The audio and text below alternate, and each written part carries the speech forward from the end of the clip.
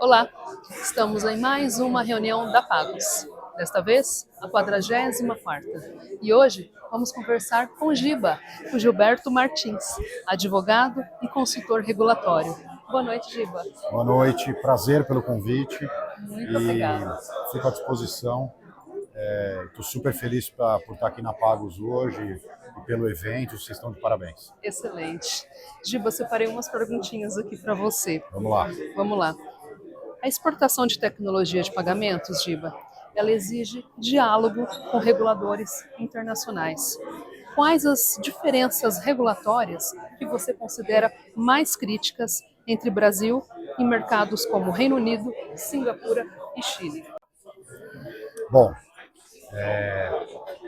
eu queria, antes de falar de diferenças regulatórias, a gente precisa entender que existem diferenças profundas, culturais, de mercado, de práticas de consumo.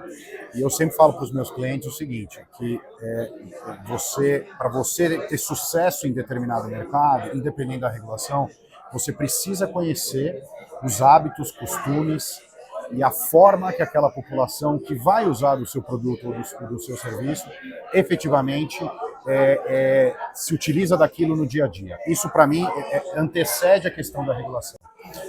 Naturalmente que os hábitos, os costumes e as práticas de consumo, elas, aliadas à história dessas nações, desses locais, ela também ela é moldada por meio dessa regulação.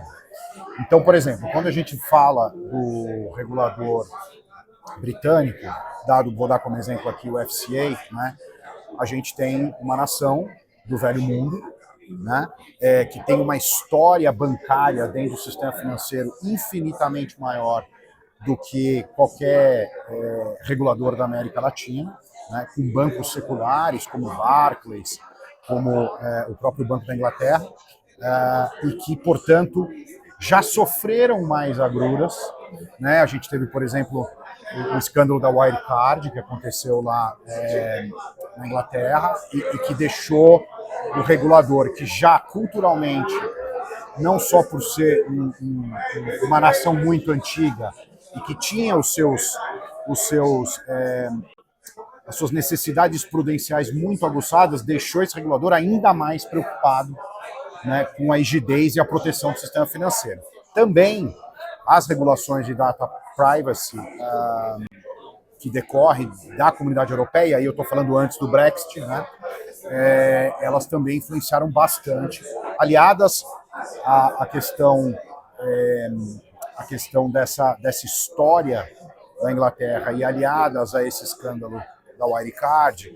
O que eu estou querendo dizer no final do dia é que é um regulador extremamente exigente, extremamente preocupado, por exemplo, com questões que dizem respeito à segregação patrimonial, a você ter efetivamente um monitoramento transacional ponta a ponta nas suas operações, né? Então, muita gente acha que você ter uma licença de EMI, né, de Electronic Money Institution, é algo igual quando você olha para uma regulação de IP aqui no Brasil, ou de outro tipo, ou de Payment Institution em Malta, por exemplo. São coisas absolutamente distintas. E o regulador britânico ele tem um peso, ele realiza auditorias, você tem reportes muito maiores.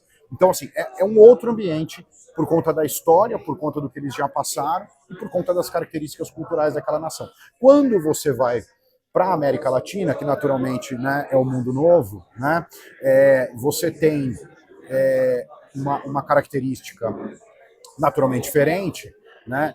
E aí, pegando como exemplo, né, você mencionou o Chile aqui, né? Todos os países da América Latina, que são mais jovens, né, enquanto nação, vêm, via de regra, de grandes famílias que constituíram bancos nesses países e que mantiveram os seus sistemas de maneira muito concentrada. Então, essa história se repete no Brasil, no Chile, no Paraguai, onde você tem um mercado mais super verticalizado e concentrado. Então, no Chile, por exemplo, até anos atrás, você só tinha um acquire, né? No Brasil, pelo menos, você teve um duopólio com 2 acquires. Então, era o Transbank, que era o único acquire do Chile. Praticamente, você só tinha uma bandeira, que era a Mastercard. quem mandava nessa história toda eram esses poucos bancos chilenos que eram os detentores dessa cadeia toda, né? Então é uma história bastante diferente quando a gente olha, né, para o velho mundo, né? A regulação na América Latina, a gente tem que se orgulhar muito, porque o Brasil até hoje está 10 anos na frente de todos esses países, né? As aberturas que foram feitas do ponto de vista de livre mercado e competição no Brasil aconteceram muito antes do que nesses lugares. Tem países, por exemplo, como na Argentina, que o regulador argentino precisou publicar um decreto forçando para ter mais de um adquirente na Argentina, que era a Prisma, aos acionistas venderem suas participações no mercado. Então precisou de um decreto presidencial para isso, né? No Chile a história não foi por meio de um decreto, foi uma abertura natural de mercado que foi feita, com a permissão de entrada de novos players, mas ainda assim, se a gente for comparar, é uma regulamentação mais branda, né, por tudo isso que eu estou dizendo para você, muito também tendo como referência a regulação brasileira e o ambiente de negócios no Brasil, né? Então, assim, a gente tem essas diferenças. O que eu quero dizer no final do dia, né, é que você tem tudo isso muito influenciado pela história, pela cultura, pelos hábitos e por aquilo que aquela nação passou, né? O Chile ele tem uma história curiosa, uma briga muito antiga de MDR e de intercâmbio na indústria de meios de pagamento, né, muito sangrenta, diga-se de passagem, no Chile, que perdura até alguns tópicos dessa discussão até hoje. De maneira paradoxal, essa discussão no Chile também aguçou o regulador de que ele precisava intervir mais, assim como o regulador brasileiro teve que intervir em vários momentos aqui, antes da nossa lei 12.865 por meio da medida provisória, quando interviu na regulamentação de apostas esportivas no Brasil, quando fez a intervenção para criar o Pix, porque senão não seria criado, quando fez a intervenção para criar o ambiente de Open Banking aqui. Dessa forma, também o regulador chileno olhou para isso.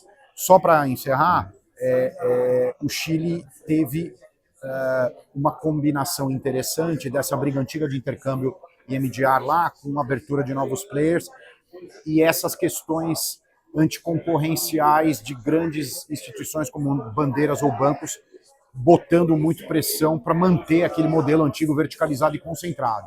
Então, acho que foi um regulador muito, muito corajoso nesse sentido, de enfrentar essa situação em prol do mercado, porque no final do dia é para isso que uma agência regulatória serve, ela trabalha para o cidadão, né? Então, a gente sabe que a abertura e a diversificação de serviços e o aumento de competição gera efeitos econômicos absolutamente positivos para os usuários da cadeia. E foi isso que eles fizeram, né? Mas, sem dúvida nenhuma, não tem comparação. É uma regulação muito mais branda do que a regulação britânica. Excelente. Dentro desse quesito, dando continuidade a esse contexto, como que o Brasil ele pode transformar a sua experiência regulatória com o PIX em vantagem competitiva ao negociar padrões globais de pagamentos? Eu acho que o Brasil já está fazendo isso, né? A gente tem vários players relevantes. Você tem a Matera, você tem a PagBrasil, por exemplo, fazendo espalhando o Pix internacional nos Estados Unidos por meio de um acordo com a Verifone. Você tem também a própria PagBrasil também fazendo acordos na Argentina com a Coelza, que é a núclea da Argentina, para poder disponibilizar o Pix. Agora, o Pix tem uma coisa muito curiosa, porque o Pix ele é um fenômeno social. E o Banco Central do Brasil, até hoje, não tem uma regulação específica de Pix internacional, porque ele entendeu, né, isso acho que foi uma sabedoria muito grande por parte do Banco Central, uma visão que ele não ia conseguir frear esse fenômeno social, né? Então, é uma coisa que, como ele é o dono do arranjo aqui no Brasil, ele vem conseguindo manter a segurança, manter a regulamentação brasileira, e ao mesmo tempo permitir esse, como diz o Edson, esse Pix roaming, né? ou essa globalização do Pix, centralizando o controle, centralizando as esteiras de liquidação, o próprio SPI aqui, né? Regulando muito bem os participantes cada vez mais desse ecossistema, do sistema de pagamento instantâneo brasileiro, mas também permitindo esse crescimento e essa expansão exponencial.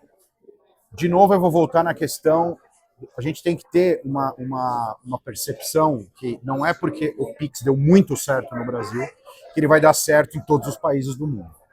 Mas, ele, sem dúvida nenhuma, ele é um laboratório, uma experiência para que outros países, no mínimo, se inspirem, né? Quer seja para consumir esse know-how, essa nossa tecnologia, e aí eu acho que tem que ter uma inteligência estratégica do lado do Brasil, das agências, não só do Banco Central, de poder aproveitar isso para gerar um ambiente de negócio e trazer cada vez mais, não só a relevância, a fama do Pix, mas para trazer negócio para a nossa balança comercial aqui no Brasil, para câmbio, para balança internacional, para entrada de capital estrangeiro aqui no Brasil.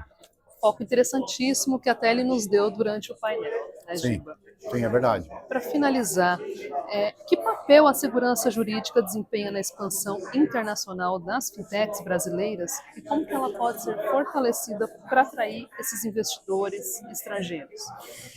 A pergunta é muito boa.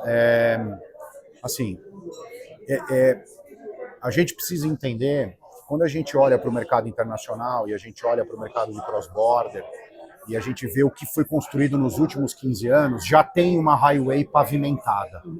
Acho que se você tivesse feito essa pergunta para mim há 10, 15 anos atrás, eu ia te dar uma resposta mais pragmática, talvez menos otimista. Hoje, a estrada ela está pavimentada, ela é muito grande, você tem é um mercado estabelecido, o mercado de cross-border internacional, você tem diversos players oferecendo soluções, players brasileiros que montaram negócios fora do Brasil, players internacionais, onde você pode absolutamente de forma similar a quando você se integra ou se pluga um player aqui no Brasil, se plugar esses players internacionais para oferecer seus produtos e serviços. Lembrando que esse é um corredor, é um binômio de mão dupla, né? É o brasileiro vendendo para um americano, ou é um brasileiro consumindo um serviço ou comprando um produto de um americano, né? Então, já é uma realidade. Então, assim, tem players muito sérios, tem gente muito correta, dá para ganhar muito dinheiro no cross-border, sabendo fazer, sabendo estruturar, né? Existe uma inteligência financeira, e é por isso que você tem empresas de cross-border no mundo hoje que tem um market cap de 3, 4, 5 bi de dólar, não é à toa, tá?